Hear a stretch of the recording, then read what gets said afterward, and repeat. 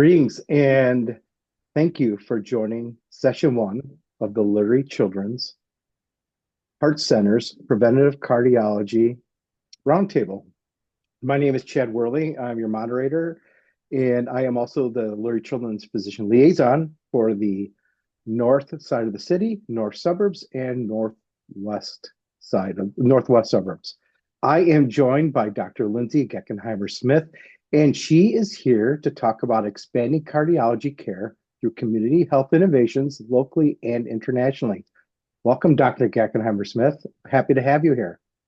Thank you so much. Thank you for the opportunity to discuss today my interest and future work here at Lurie Children's Hospital to expand cardiac care through community health innovations at a local scale. And I'll spend a couple of minutes talking about some of the things I've been involved in to improve access to care on an international level. Great. Before we get started, you are new here to Lurie Children's since Yes. September, correct? Correct. Yes. And where'd you come from? Could you talk a little bit about your background before we get Yes. started? Perfectly. Yeah, thank you. Thank you for the reminder. So I am originally from Michigan. I completed my undergraduate and medical training at the University of Michigan. And then looking for a change of scenery, went out to the University of Utah to complete my pediatric residency. Completed a chief year in pediatrics as well as my cardiology fellowship and electrophysiology fellowship, all at with the great people at University of Utah. And then while I was at the University of Utah, I was able to work in global health and get some additional training in public health as well through the London School of Hygiene and Tropical Medicine. Um, so I've been able to kind of throughout my career try to find a way to merge my two passions of public health as well as cardiology.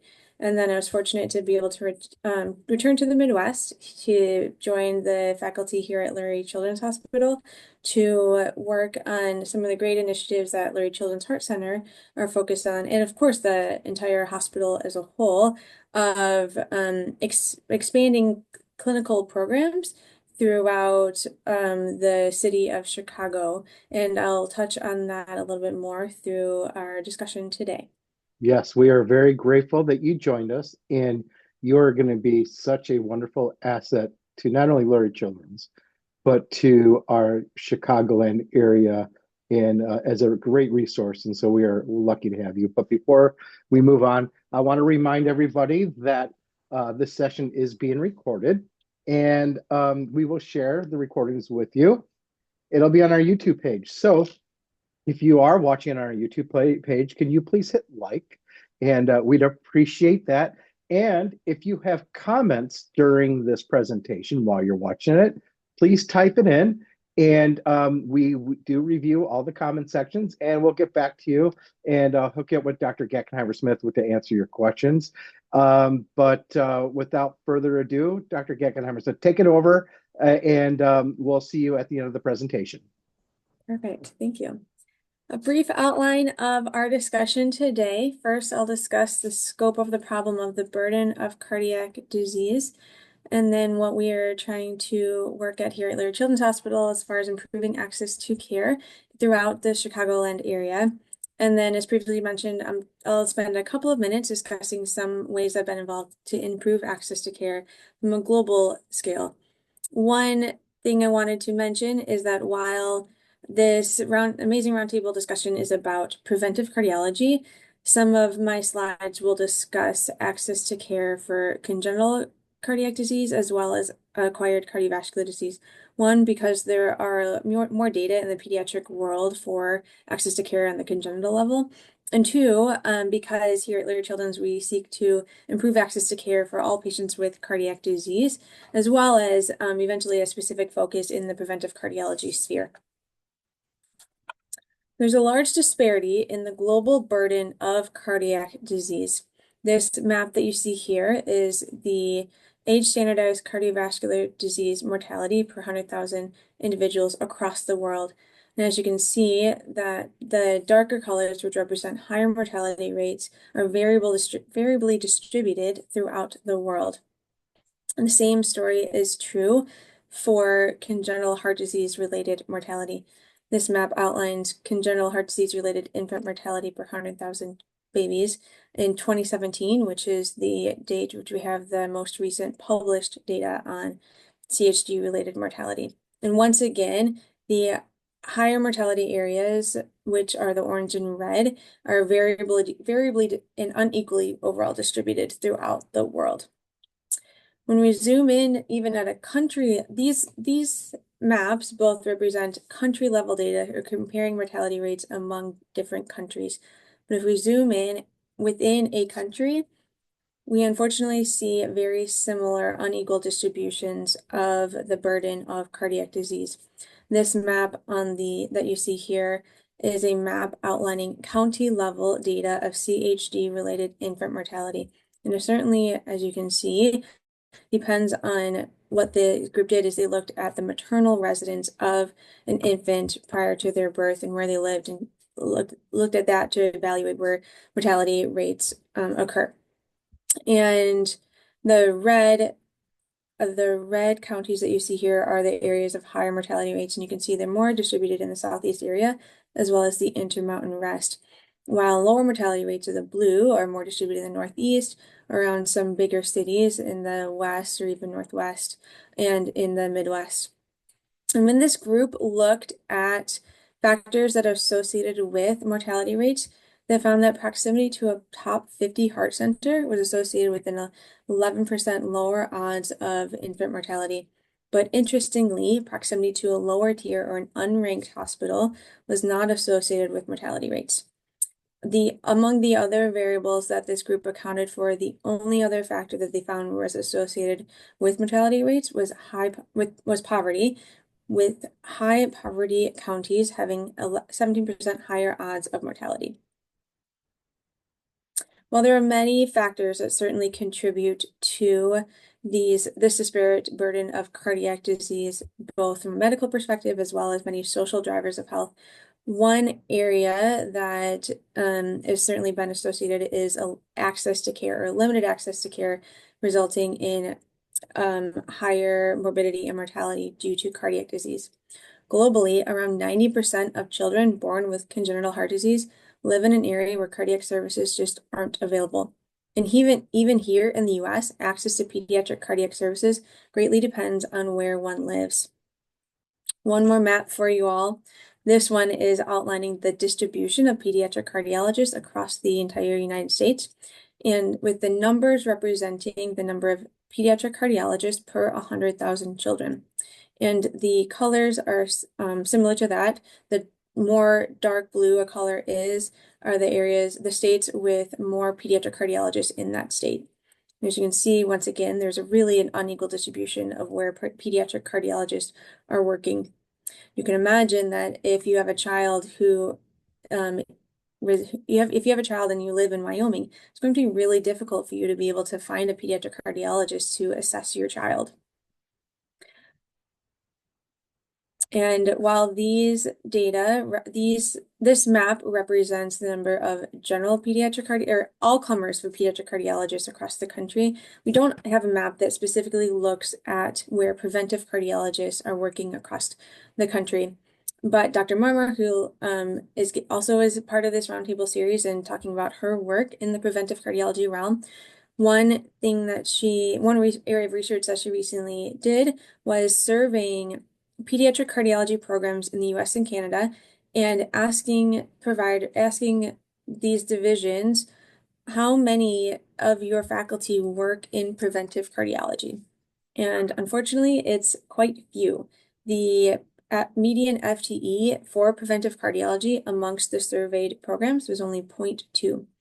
And this workload is not being taken care of by APNs or PAs because the median FTE for APNs and PAs working in the sphere was 0. So there certainly is a lack of access to care overall for not only general cardiology, but for preventive cardiology. This is my one slide to discuss the importance of early intervention in preventive cardiology to reduce cardiovascular disease risk. Many of my other colleagues are going to, who are going to discuss a lot of their work looking into and describing this in further detail. But this is my one slide to mention how important it is to intervene at an early age for children to prevent subsequent development of cardiovascular disease. Dr. Wu and his colleagues last year published a study looking at when dyslipidemia occurred, either through childhood or adulthood, and the subsequent development of cardiovascular disease. The blue line here represents the reference group, which were individuals who never had dyslipidemia. And this red line represents individuals who had dyslipidemia as a child that then persisted into adulthood. And their risk of a cardiovascular event was significantly greater than any other group. And it was twice that of the next highest group, which were individuals who had dyslipidemia only as an adult, but did not have dyslipidemia as a child. And importantly, the individuals who had dyslipidemia as a child that then resolved by the time of adulthood, their risk of a cardiovascular event was no different than the reference range for individuals who, again, never had dyslipidemia. So it's really important that children are screened for and intervened upon if they have any risk factors for dyslipidemia, any dyslipidemia to reduce their subsequent development of cardiovascular disease. As previously mentioned, there are many factors that contribute to the burden of congenital and cardiac disease and the disparity that exists in cardiac disease. And one such factor that we at Lurie Children's Heart Center are seeking to address is the accessibility piece. How we are doing this, we are seeking to expand cardiac care throughout the Chicagoland area. The primary goal for accomplishing that is a primary strategy for accomplishing that is to bring cardiology to the communities in need, both with the Lurie Children's Mobile Health Unit and having pediatric cardiology clinics using the unit, and also by having pediatric cardiology clinics in the soon-to-be-built Austin Hope Center. We also seek to partner with and support various community events that are focused on improving heart health for children in the Chicagoland area. So I'm excited to announce that coming this summer, Lurie Children's will have its very first cardiology clinics on our mobile health unit. These are for any pediatric cardiology patients with any new or return patients with any cardiac concern.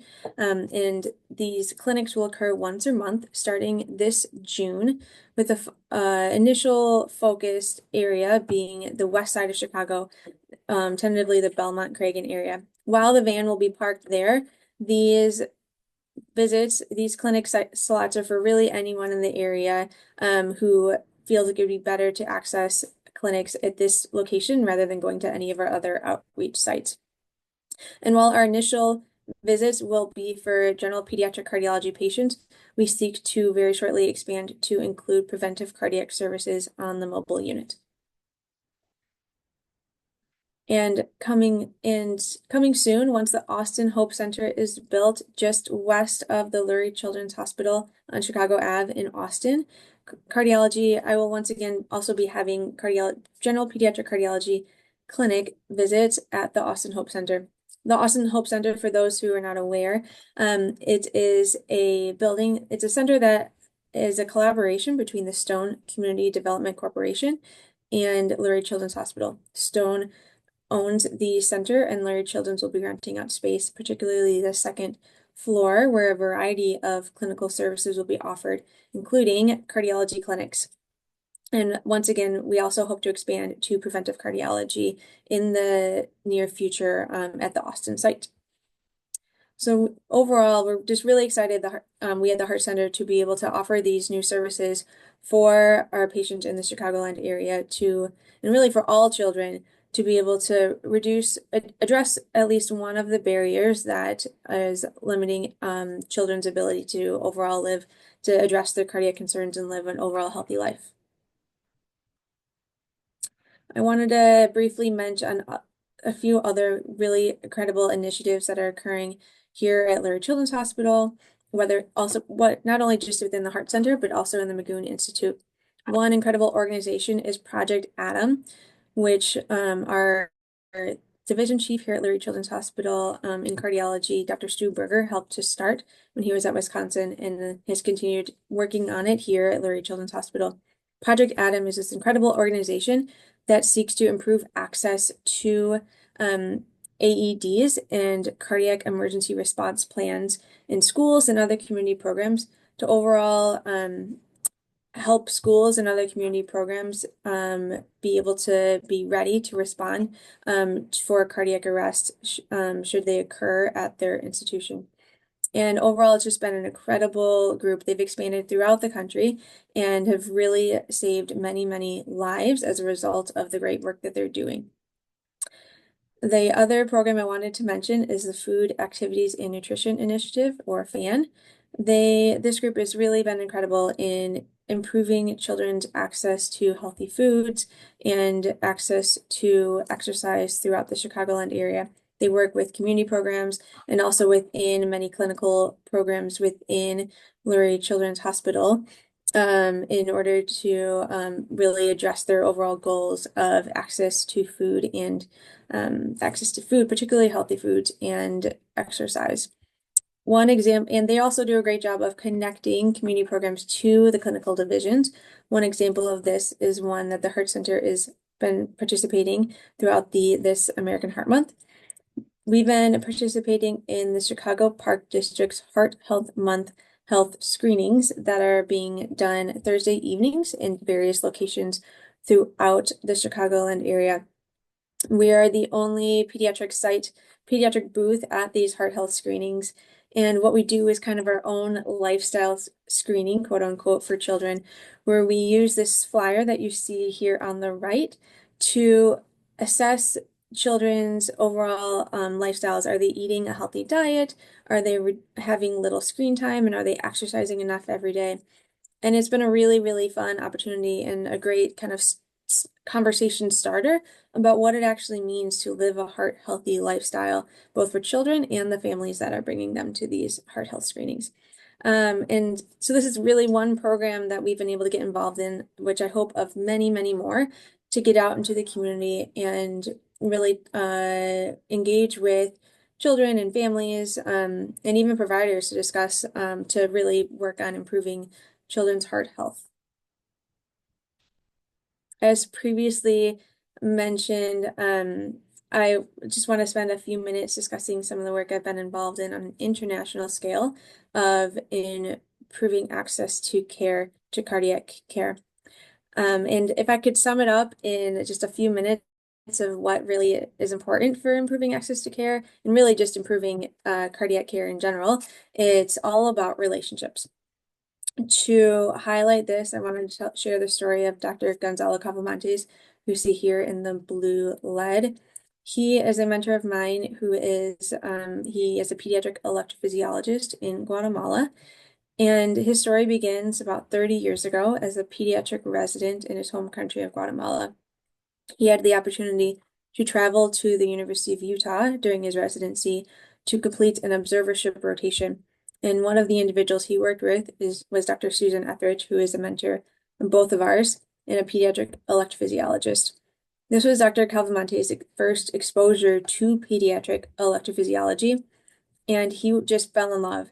So much so that when he returned to his home country, completed his residency, and then traveled to Mexico, which was the closest location at the time for him to complete a cardiology and then a pediatric EP fellowship.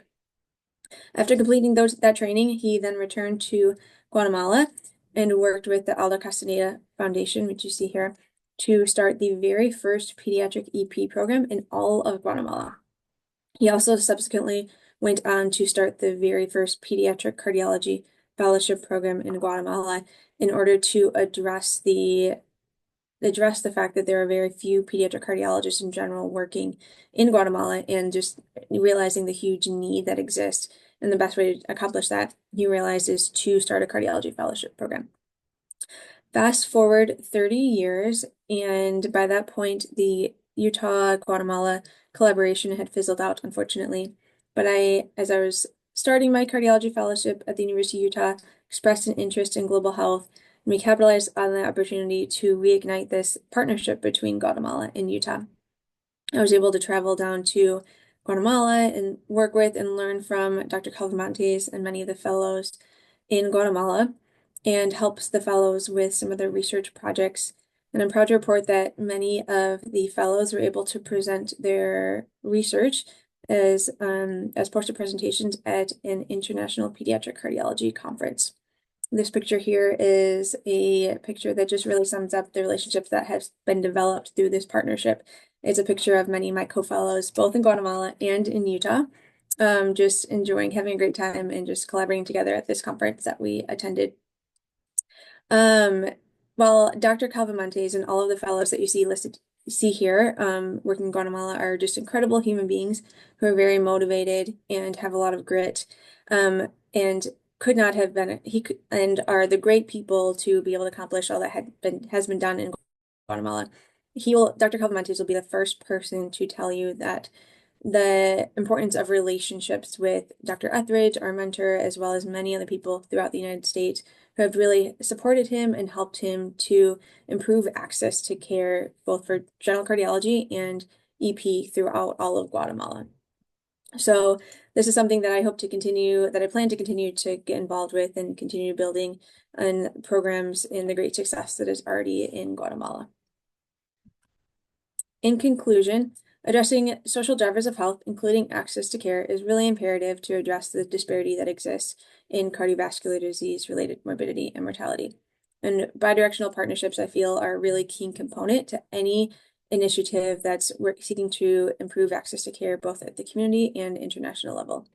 And most importantly, I'm excited to start the first pediatric cardiology mobile clinics in the west side of Chicago, and also to start working at the Austin Hope Center. Thank you. And one thing I forgot to mention for those who are maybe interested in referring our patients to either the Austin site when it develops and when it starts, and first and foremost, the mobile cardiology clinics, you can refer your patients through the same mechanism that you use to refer your patients to any clinic at Larry Children's Hospital. It's going to be the same exact referral process to keep it easy for everyone. What a great presentation. Thank you so much for that. And as you could see that I just put up right here on the screen what Dr. Gaggenheimer Smith was talking about, how you can refer patients into the Preventive Cardiology Program. That was so great. Thank you. There was so much great information in there. I could hear the excitement in your voice with the mobile cardiac health truck. That's going to be so great. That clinic is going to be so much fun, and I'm happy for you, and I'm happy for our patients in those areas that just aren't always able to get the access that they need. So thank you for putting that together. Yeah, thank you. Some questions came in. So one is, with going back to preventive cardiology, what type of lab workup should accompany a preventive cardiology referral? Yeah, that's a great question. I think to start for when any patient who is referred to preventive cardiology, starting with a lipid panel. If it's fasting, great. If not, that's okay. It's a good way to start. And then our cardiology team can kind of take it from the preventive cardiology team can take it from there of any additional labs that may be needed. Okay, great. Another question came in. Other than the mobile health clinic, where do you have clinics? Really great question. I am currently seeing patients in our new Lenox location up in Lake Forest in Northbrook, and then also here at the main campus here in Chicago at the hospital. Okay. And this may be a question for somebody else, but looks like you're getting some interest in this mobile health clinic, and people want to know how they can, how physicians, PCPs in the community can help volunteer. Yes. Oh my goodness. I love that, the interest and excitement. Definitely for any who are interested in participating in any of our mobile health units, I recommend contacting the mobile health team. That is our coordinator for all of the mobile health clinics. And I think Chad potentially could help. See if you can help kind of help Yep, you reach divide out that to connection. me. Yep, you should be able to reach out to me, Paula Nowak, or Julie Kalkbrenner, your physician liaisons, and we'll try to help you put you in the right path for that. So, but I had to ask you just because, again, the excitement on the mobile health clinic, it's going to keep people happy. So, Yeah. um, the I got to tell you from a personal note on Project Adam, that the I'm a athletic director at a school, and because of Project Adam, we have made sure all of our coaches and people who volunteer at the school know where the uh, the AED machine is at. But they also have to be a volunteer or a coach. They have to be CPR and AED trained to do that, which they cannot step foot in the gym as a coach until they get that training. So, and that's thanks to Project Adam. When Dr. Berger brought it to me, I brought it to the school, and now more schools are getting involved in that. So, thank you guys That's for your amazing. continued support of Project Adam. Um, a few other notes that I see here: Heart Month flyer, 54321 go, fan and Project Adam. If you need or want the flyer for that, please contact us. We can do that. For those of you who are watching this recording, you could simply click on the link that's provided below, and it'll take you to the Heart Center page, and it'll direct you to answer some questions. And if you need any of the materials, we could send them to you. So there's a lot of great information here. But is there anything else you'd like to add before we sign off here? Oh, thank you. No, I just if for I guess maybe if there's any my goal is to see how we can help you in the community to help take care of children the best way we can. So while these are the initiatives that we're working on at the moment, I want to learn from you and listen to you of where the problems are, what are the struggles that you are encountering, so that we all can just take the best care of children and their cardiac health as best possible. So please reach out to me on my personal email and just to get in touch so that we can have a conversation of how we can help children. Yes. And if you're interested in meeting Dr. Gackenheimer Smith, please reach out to Paula, Julie, or myself to set up a virtual meeting or an in-person meeting. I know she'd love to meet with you, but we are very fortunate to have you now at our Lurie Children's, and really, our community is blessed to have you too. So thank you for joining us. Thank you. Thank you. It's an honor. Take care. You have a wonderful day.